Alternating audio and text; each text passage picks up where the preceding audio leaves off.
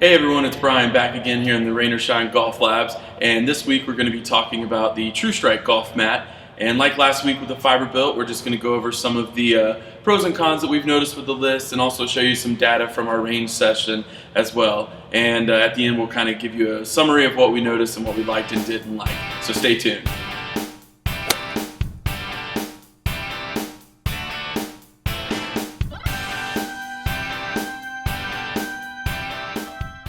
So as a reminder, what we did in our testing was took our Foresight GC2 out to a driving range and hit shots off of grass with an 8-iron and a 3-wood. We took the average of the best 5 shots and used that as our data to compare it against the same testing methods on each golf mat. We had a scratch golfer, a 6 handicap, and a 10 handicap during our testing. Here is the summary of the data we recorded on our TrueStrike mat compared to the data from the grass range session. Again, the focus was on ball speed, launch angle, backspin, and carry distance. Most notably, almost all the way across the board, backspin decreased, which increased carry distance. So in looking at the TrueStrike Golf Mat, we noticed several pros and cons that we liked about it. To begin with, the base is very sturdy and stable and doesn't slide whenever you're hitting off of it and standing on it as well. Something else we noticed is that with the hitting strip, there's a gel insert underneath, and that provided a little more absorption at impact, so the club didn't bounce quite as much as other mats that we've noticed. The paneling system is really nice because what you can do is offset the hitting strip like you see we've done here, which favors a right-handed golfer. If it were in the middle, you'd have a little harder time hitting longer clubs like a driver and a 3-wood, so being able to offset that is really nice as well.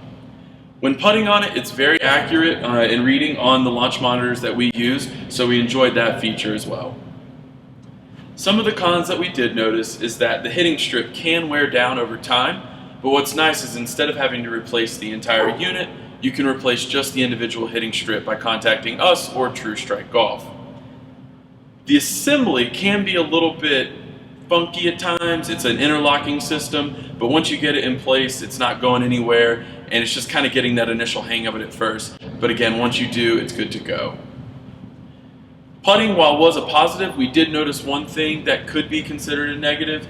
When you are putting on the strip, this plastic lip at the front, it can scuff golf balls, and if you're hitting into a screen like behind me here, that could scuff up the net over time or the screen as well.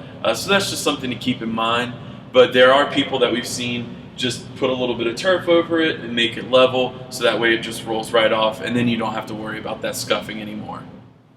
So that's it for the TrueStrike Golf Mat review. If you missed last week's fiber built, be sure to check on our YouTube channel for that as well. And click subscribe, like, and comment below if you have any questions or comments, or share your own thoughts on what you've noticed about the TrueStrike Golf Mat. And stay tuned next week where we'll be featuring the Real Field Country Club Elite. Thanks for watching, and as always, keep enjoying golf anytime, rain or shine.